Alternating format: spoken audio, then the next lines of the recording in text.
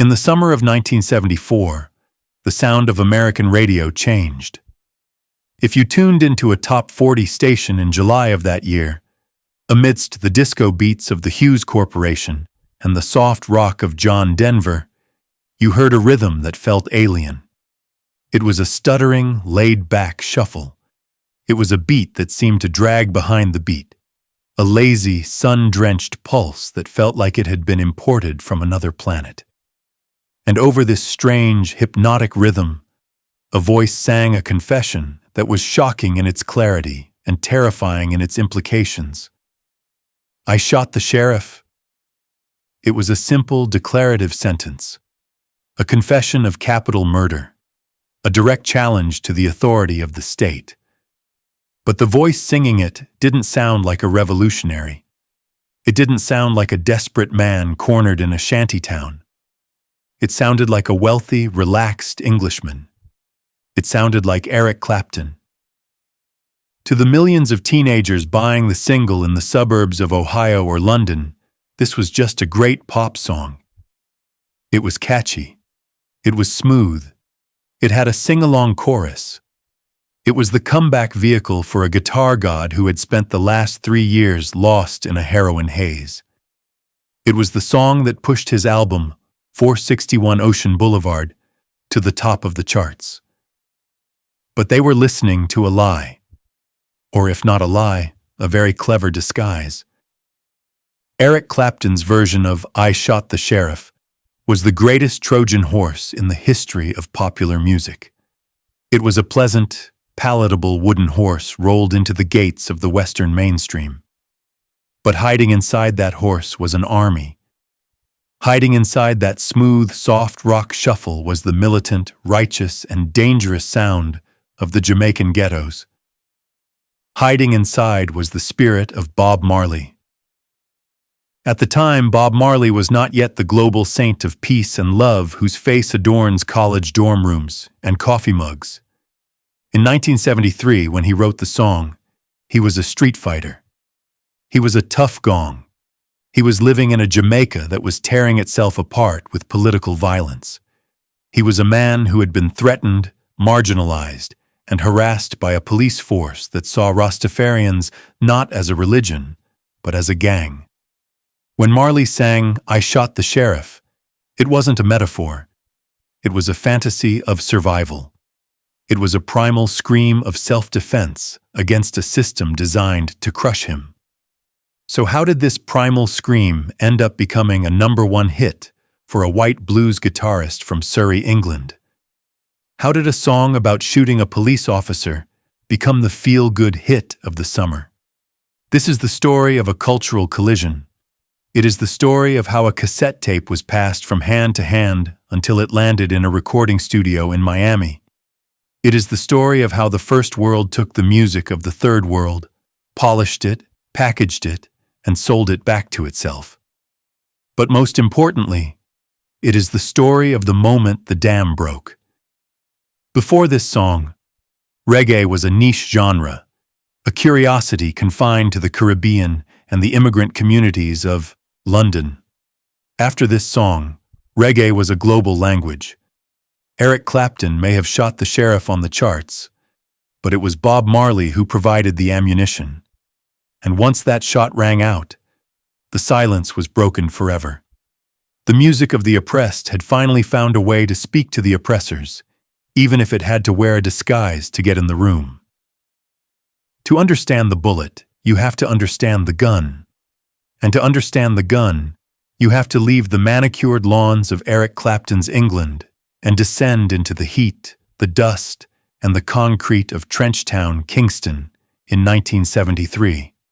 Jamaica in the early 1970s was not the paradise printed on the tourist postcards. It was a young nation, having only gained independence from Britain a decade prior, and it was suffering growing pains that looked and sounded a lot like a civil war. The island was fracturing. Two political parties, the People's National Party and the Jamaica Labour Party, were engaged in a bloody, tribal struggle for control. They didn't just canvass for votes. They armed rude boys, street toughs, and gang members to enforce their will with switchblades and homemade firearms. The police force, often viewed by the poor of West Kingston not as protectors, but as remnants of the colonial master, acted as the enforcers of a rigid status quo. To be young, poor, and a Rastafarian in 1973 was to be a target. You were harassed for your hair. You were arrested for your sacrament, the holy herb. You were treated as an enemy of the state. In the center of this hurricane stood Robert Nesta Marley. At 28 years old, Bob Marley was not yet the global saint of peace and love, whose face would one day adorn millions of college dorm room posters. He was a tough gong. He was a street survivor who had fought his way out of the slums with nothing but a guitar and a vision. He was the leader of the Wailers, a band that was creating a new sound, roots reggae, that slowed the heartbeat of American R&B down to a meditative, hypnotic pulse. Marley was angry. He was watching his friends get beaten. He was watching his neighbors get harassed.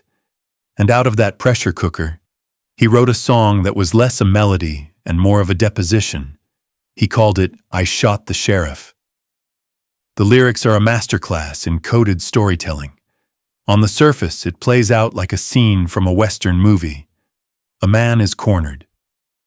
He admits to shooting the local lawman, the Sheriff John Brown, but claims self-defense. He insists, pleadingly, that he did not shoot the deputy. But in the lexicon of Jamaican street culture, the sheriff wasn't a cowboy. The sheriff was the system. The sheriff was the Babylon that oppressed the righteous. The sheriff was the specific police officer who kicked down your door at 3 a.m. looking for ganja. Marley later clarified the code, stripping away the Western metaphor. He told an interviewer, "I want to say I shot the police, but the government would have made a fuss, so I said I shot the sheriff instead. But it's the same idea, justice." The brilliance of the song lies in its specific grievances. Marley sings, "Every time I plant a seed, he say kill it before it grow." To the casual listener, this sounds like a farmer complaining about a vindictive neighbor destroying his crops. But in the context of 1970s Jamaica, the seed was loaded with meaning. Was it the marijuana plants that the police would raid and burn? Was it the ideas of freedom and black consciousness that the establishment tried to stamp out before they could take root? Or was it something even more personal? Some biographers suggest Marley was critiquing the aggressive birth control policies being pushed in the ghettos, a literal attempt to stop the seed of the poor from growing. Whatever the specific seed, the feeling was universal. They are trying to wipe us out. The song culminates in a moment of explosive confrontation. "Freedom came my way one day, and I started out of town." The narrator tries to leave, to escape the oppression, but the sheriff aims to shoot him down. The act of shooting back isn't murder. It is the ultimate act of reclaiming one's humanity. It is the refusal to be a victim. When the Wailers recorded the track for their 1973 album Burnin', the sound was murky, dark, and threatening. The rhythm, provided by the Barrett brothers, Carlton on drums, and Aston Family Man on bass, was a skeletal groove. Marley's vocal was high, almost keening, haunting the upper registers. It didn't sound like a pop song. It sounded like a midnight transmission from a pirate radio station. The album Burnin' was a critical success, but commercially it was a slow burn in the United States and Europe. The Western ear wasn't ready for it. The rhythm was too strange, the patois too thick, the message too militant.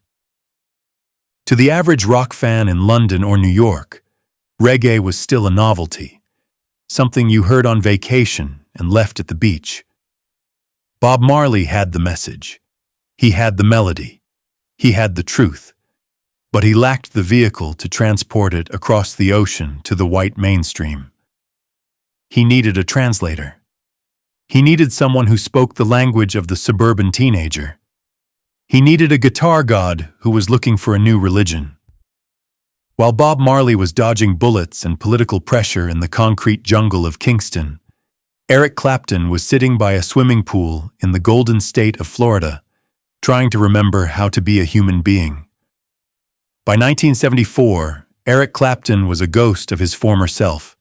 In the late 1960s, he had been deified. Graffiti in London declared, "Clapton is God." He had revolutionized the electric guitar with the Yardbirds, Cream, and Derek and the Dominoes.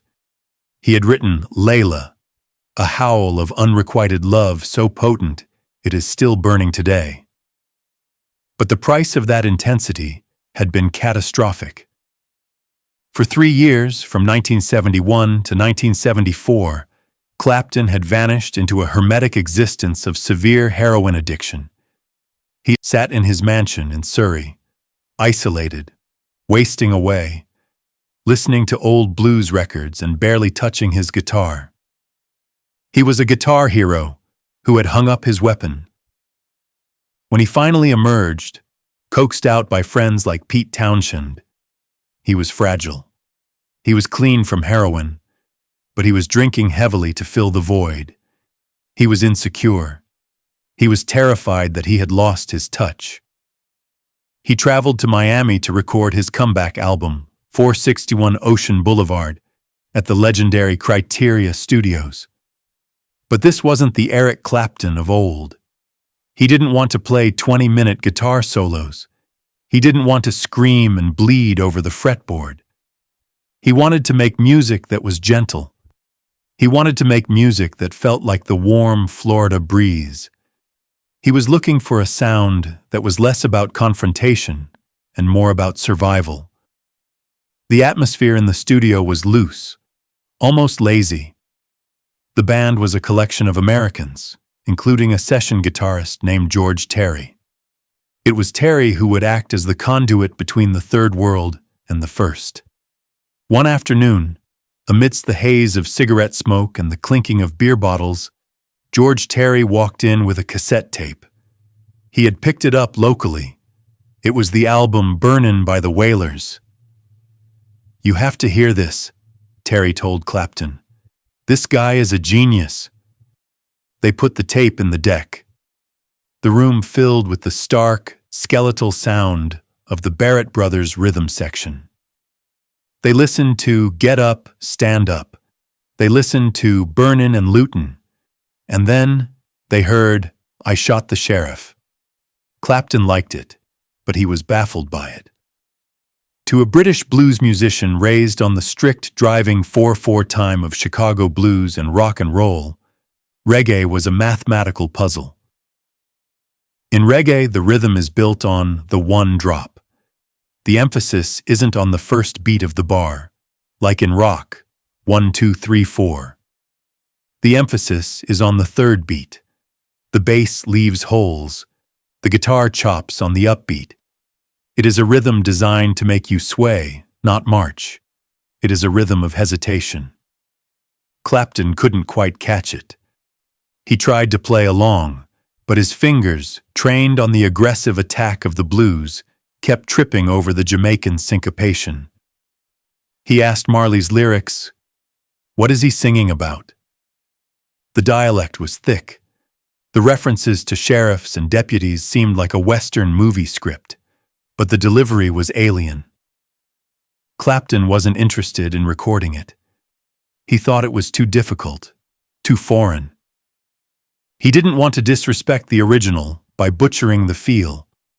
But George Terry was persistent. He argued that the melody was undeniable. He argued that the song had a hook that transcended the rhythm. He suggested they don't try to play it like Bob Marley. He suggested they play it like Eric Clapton. So they began to dismantle the song. They stripped out the one drop.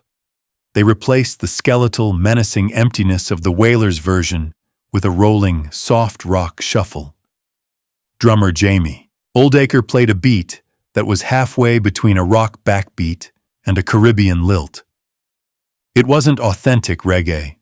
Purists would later sneer at it, but it was accessible. It was a rhythm that a white audience in Ohio could understand. It didn't demand that you understand Rastafarianism. It just asked you to tap your foot. Clapton's vocal performance was the final piece of the transformation. Bob Marley sang the song like a man on the run, high, keening, desperate. Clapton sang it like a man telling a story at a bar. His voice was smooth, weary, and surprisingly casual. When he sings, "I shot the sheriff, but I didn't shoot the deputy," it doesn't sound like a political statement. It sounds like a rogue's excuse. It sounds charming. He took the teeth out of the tiger, but he left the stripes. They finished the track quickly. It was just another song in a session dedicated to laid-back blues covers and soft ballads.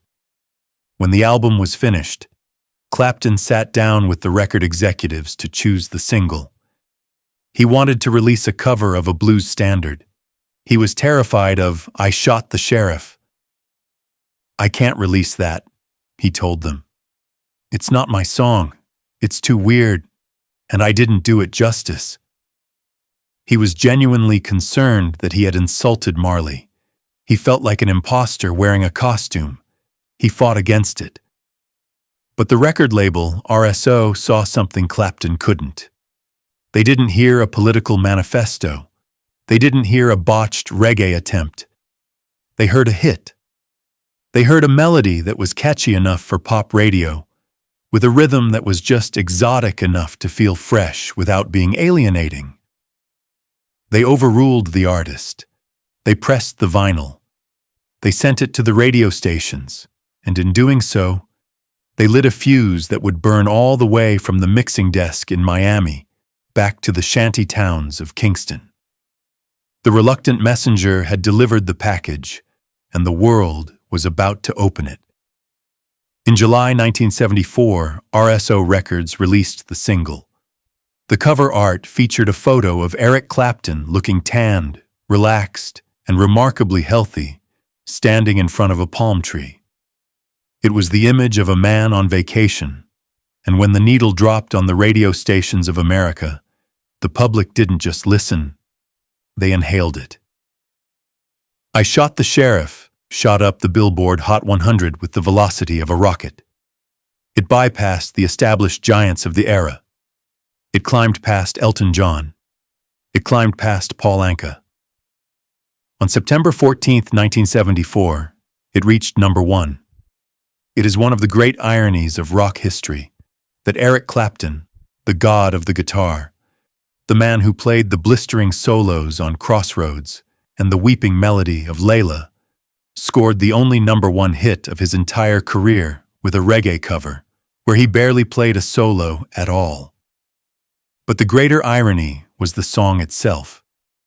Suddenly, in the manicured suburbs of Connecticut, in the shopping malls of the Midwest, and at high school proms across the Bible Belt, average white Americans were singing along to a song about a Jamaican revolutionary engaging in a shootout with the police. They sang the chorus with joy. "I shot the sheriff!" they shouted, smiling, tapping their feet on the dashboard.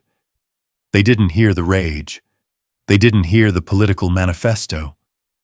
The production was so smooth, the female backing vocals so sweet, and the beat so infectious, that the violence of the lyrics was completely neutralized. It was the ultimate act of subversive pop art. The message of the Kingston ghetto was being broadcast into the living rooms of the people who, in Marley's eyes, represented Babylon itself. The Trojan horse had not only entered the city, the citizens were throwing it a parade. The success of the song resurrected Eric Clapton. It gave him a second act. It proved that he didn't need to be the tortured junkie genius to be relevant. He could be a pop star. He could be a frontman.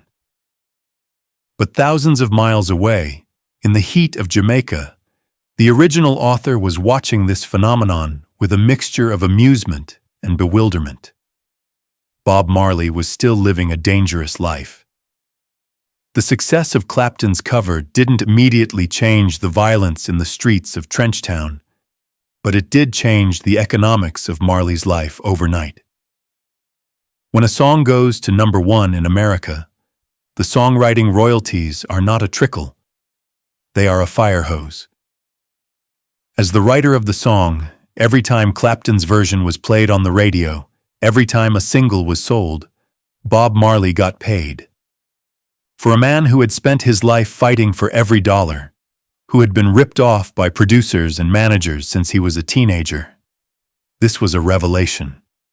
It was the first significant wealth he had ever seen. But what did he think of the music? The accounts vary, but the consensus is that Marley was a pragmatist. When he first heard Clapton's version, he was reportedly underwhelmed by the rhythm. To his ears, accustomed to the deep, heavy dread sound of the Wailers, Clapton's version sounded thin. It sounded light. The one drop was gone. The spiritual weight was replaced by a pop shuffle. However, Marley was also a brilliant strategist. He understood something that many of his contemporaries didn't. You cannot conquer the world if the world can't understand you. He realized that Clapton had built a bridge. Clapton had translated the patois. He had tuned the Western ear to the frequency of reggae. In later interviews, Marley was gracious. He praised the cover. He famously said, "Elements of the music is what he really captured." He recognized that Clapton hadn't tried to mimic him. He had interpreted him. But more importantly, Marley saw the opportunity. The song's success created a vacuum. Millions of people who bought the Clapton single looked at the writing credits on the vinyl disc. They saw the name B. Marley. They asked, "Who is this guy?" They went to the record stores. They looked for the original. They bought Burnin'. They bought Catch a Fire. Clapton hadn't just covered a song. He had opened a door. And Bob Marley, with his guitar, his dreadlocks, and his message of universal love and revolution, was ready to walk right through it. The sheriff was dead. The king was about to be crowned. As the song settled into the canon of rock and reggae, the initial thrill of the melody gave way to a deeper scrutiny of the lyrics. The public began to ask the question that always follows a phenomenon. What is he actually talking about? I Shot the Sheriff is a masterclass in ambiguity. It is a song that invites the listener to project their own struggle onto the narrator's silhouette. For decades, the dominant interpretation, the verdict of history, was political. In this reading, the sheriff is the personification of the Jamaican police state. The seed that the narrator plants is the marijuana crop, the economic and spiritual lifeblood of the Rastafarian community. Every time I plant a seed, he say kill it before it grow. This is a literal description of the police raids in the bush, where officers would burn the fields of poor farmers. It is a song about economic oppression. The sheriff isn't just a lawman, he is the agent of poverty. Shooting him isn't a crime of passion, it is an act of economic survival. But there is another theory, a quieter, more personal theory, that transforms the song from a political manifesto into a domestic drama. This theory comes from Esther Anderson, a Jamaican filmmaker and actress who was Bob Marley's girlfriend and muse during the period the song was written. She claims the song has nothing to do with the police and nothing to do with ganja. She argues that the sheriff was actually a doctor. In the early 1970s, Bob Marley was deeply opposed to birth control. In the Rastafarian faith, procreation is seen as divine, and artificial contraception is often viewed as a violation of nature, Jah's will. Anderson claims that she was taking birth control pills to prevent pregnancy, and Marley was furious about it. Through this lens, the lyrics take on a startlingly different meaning. Sheriff John Brown represents the doctor prescribing the pills.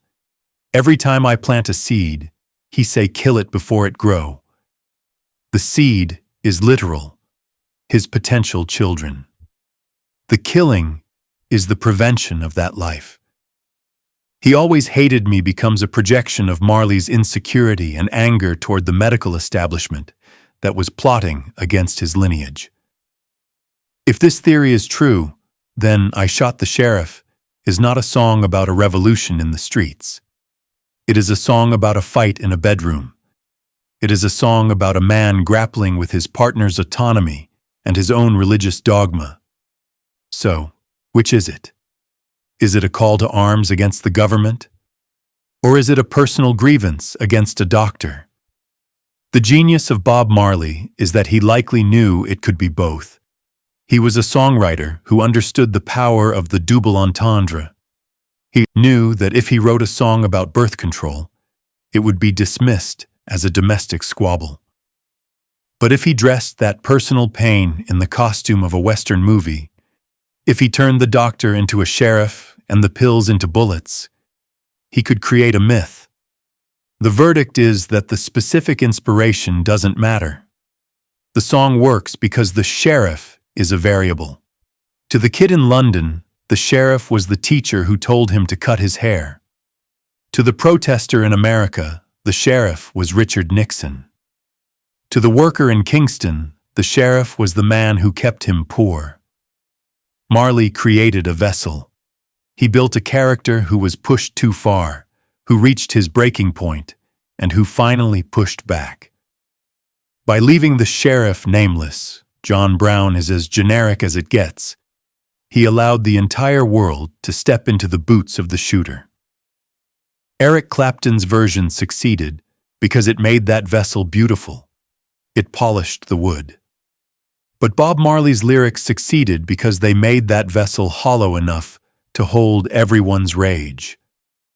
The song is not just a confession of murder. It is a declaration of dignity. It is the sound of a human being saying, "My life matters. My seeds matter. And if you try to stop them from growing, there will be consequences." That is a message that resonates in every language, over every rhythm, whether it's played on a Stratocaster in a stadium or an acoustic guitar in a yard. The summer of 1974 eventually faded, but the heat generated by I Shot the Sheriff did not. It was the spark that ignited a cultural wildfire. For Eric Clapton, the song was a lifeline. It pulled him out of the darkness of addiction and placed him back on the throne of rock royalty. It proved that he could evolve, that he could survive without the heavy blues that had defined his youth. But strangely, his reign at the top of the charts was ended by another son of Jamaica. In a twist of cosmic irony, the song that knocked I Shot the Sheriff out of the #1 spot was Kung Fu Fighting by Carl Douglas, a Jamaican-born singer. The island had truly conquered the airwaves, but for Bob Marley, the song was something far more significant than a chart statistic. It was a key. Before 1974, Bob Marley was a hero in the Caribbean and a cult figure in London. After 1974, he was a global curiosity. The success of the Clapton cover forced the white rock press to take reggae seriously. They came to Kingston to interview the original author. They came looking for the man who wrote the hit, and they found a prophet. Marley used the momentum masterfully. In 1975, he released Natty Dread. In 1976, Rastaman Vibration cracked the US top 10. The audiences at his shows began to change. It wasn't just Jamaicans anymore. It was college kids. It was rock fans. It was the very people who had bought the Clapton record, now coming to the source to drink the pure water. But as Marley's fame grew, the prophecy of his own lyrics began to bleed into reality. The sheriff, the forces of political violence and oppression, did not take kindly to his rising power. In December 1976, 2 years after the song hit #1, the violence of "I Shot the Sheriff" visited Bob Marley in real life. 7 gunmen stormed his home at 56 Hope Road in Kingston. They didn't come to arrest him, they came to assassinate him. Marley was shot in the chest and arm. His wife, Rita, was shot in the head. His manager was wounded. It was a scene ripped straight from the verses of his own songs. The sheriff had come to aim to shoot him down. But unlike the character in the song, Marley didn't run out of town. 2 days later, with the bullet still lodged in his arm, he walked onto a stage at the Smile Jamaica concert. He performed for 80,000 people. He stood in front of the gun sights and sang. When asked why, he gave the famous answer, "The people who are trying to make this world worse aren't taking a day off. How can I?" That moment of defiance was the true legacy of "I Shot the Sheriff." It proved that the song wasn't just a pop hit. It was a rehearsal for reality. It was a statement of invincibility. Today, 50 years later, the cultural exchange is complete. Reggae is no longer a foreign sound. It is part of the DNA of modern music. You hear its DNA in hip-hop, in reggaeton, in electronic dance music, and in the pop charts. The cover version by Eric Clapton remains a staple of classic rock radio. It is still smooth. It is still catchy. It is still the version you are most likely to hear in a supermarket. But the original? The original stands as a monument. It is murky, dangerous, and eternal. History has issued its verdict. Eric Clapton may have shot the sheriff, but Bob Marley owned the gun. Clapton borrowed the style, but Marley owned the soul. The song teaches us that music is the ultimate smuggler. It can hide a radical message inside a catchy melody. It can hide a story of oppression inside a soft rock shuffle. It can cross borders that armies cannot cross. It can enter the hearts of people who think they have nothing in common with the singer, and before they know it, they are humming the melody of a revolution. The sheriff is dead. The deputy is safe. But the music? The music is just getting started. These are the stories that change the way you hear the hits, the hidden histories, the cultural collisions, and the secret meanings behind the songs that shaped the world. If you want to keep exploring the archives with us, hit that subscribe button and turn on notifications. Because the record is still spinning, and there are so many more stories to tell.